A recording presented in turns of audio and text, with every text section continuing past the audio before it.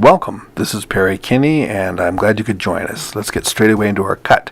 You can see where I'm going to part off from the top line here, and from there I'm going to take my sections that are vertical. I'm going to take off, in my instance, about an inch and a half here, going straight down, and this is going to flatten the line out. I'm not taking too much length off at this point. I'm going to do that later with point cutting. You can do as much as you want.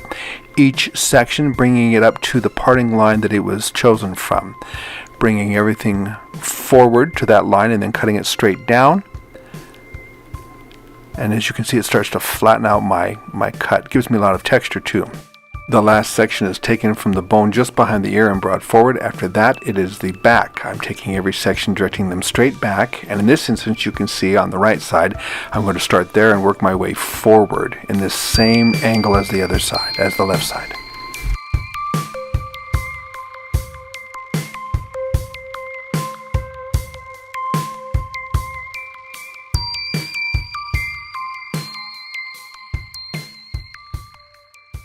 I'm altering my approach just a little bit, doing the back first. This way I can see how much it's flattening out the back before I take it around to the front side.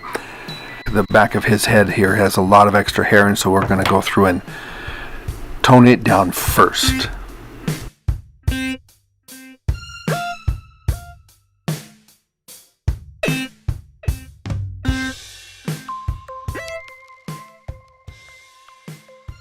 Now I'm starting to see the line I want, that nice straight flat line. Notice I'm not really cutting below the occipital bone. I'm going to do that in a couple of minutes, but I'm working mostly occipital bone to the lower crown.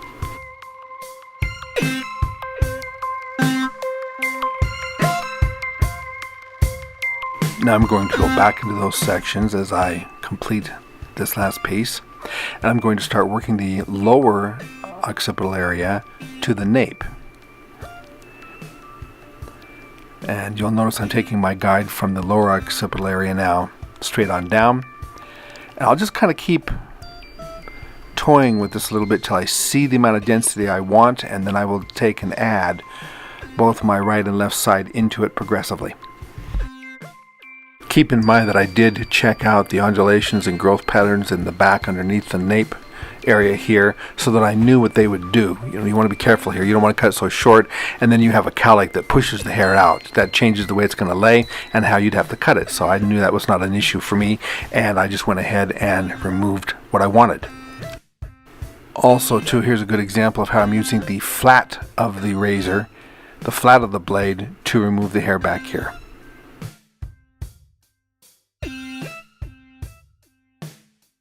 Okay, so now I have the visual established. I can see how it's laying in the back. That's going to help me personally, and I'm going to now work my way forward. That's going to help me to blend in a similar way. Hair is different thicknesses on each side, so I want to accommodate that.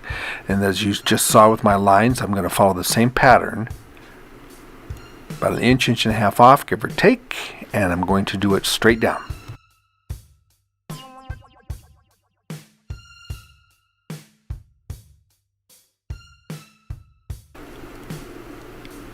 Finishing up the right side, I'm then going to move to the top section and blending it down onto the left. I will do that by taking a small section and including it in, and then point cutting it at the bottom.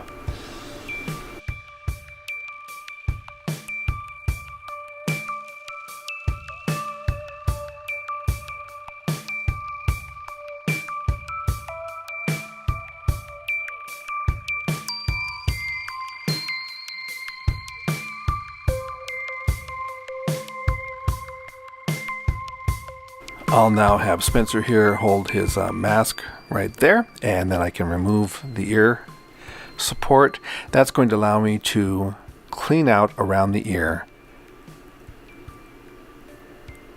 without cutting off his mask.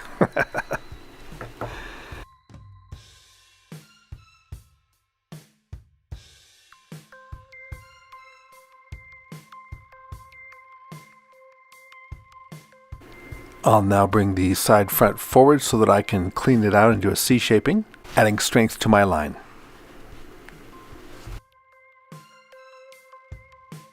And now I want to refine the line by use of point cutting. So I over direct it up, and follow the same angle as before. Customize this to how you want to see it fall. It can go very short, it can go much longer, whatever you choose.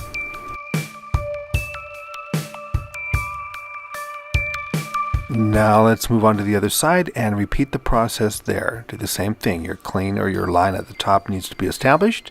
Taking it from just behind the ear, bringing it out straight and horizontal, and then point cut to create your flatter portion.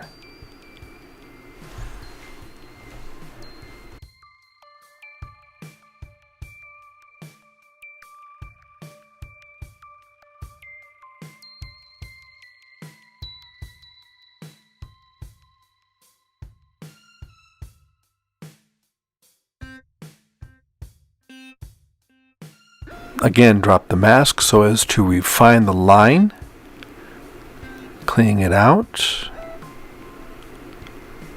Notice I do this in a scissor over comb approach on this side. Actually, that works pretty well for both sides if you want to know the truth of it. And again, I'm going to bring the side section forward so that I can C-shape the cut and create a stronger line on my design. Now I'm going to start working on the back. I will comb everything down, get a nice straight line going, and then I'm going to point cut. Notice how that works in harmony with the razor cutting. It still keeps my edges softer, more textured.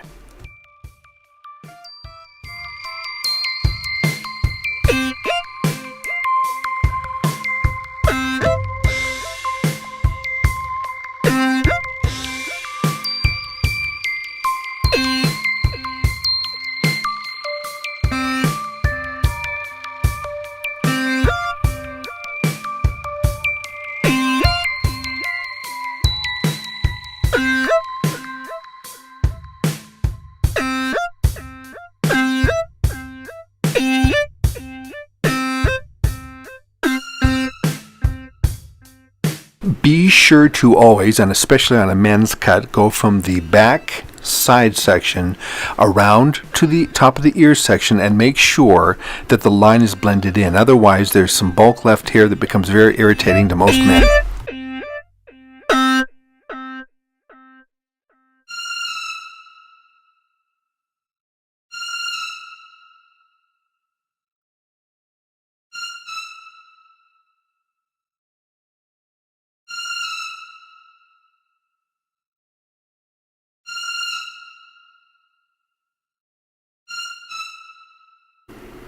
Now I will cross-check and refine the length between the lower part of the back and the upper part of the back. Careful to refine, don't reestablish a guide.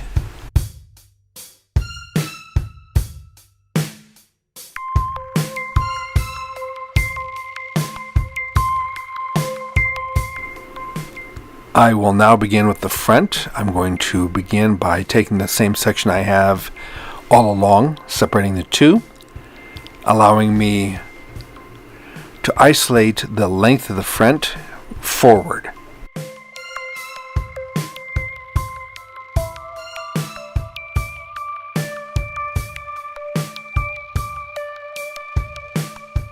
Now, utilizing the length in the back as my guide, I will take it from the crown and bring it straight on up, see where the two are intersecting, and then begin my line going forward from there.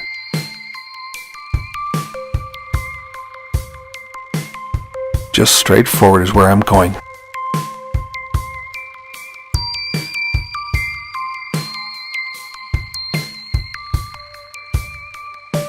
Now this will establish the center parting from crown to front, and from there I'm going to go diagonally from center to side each way.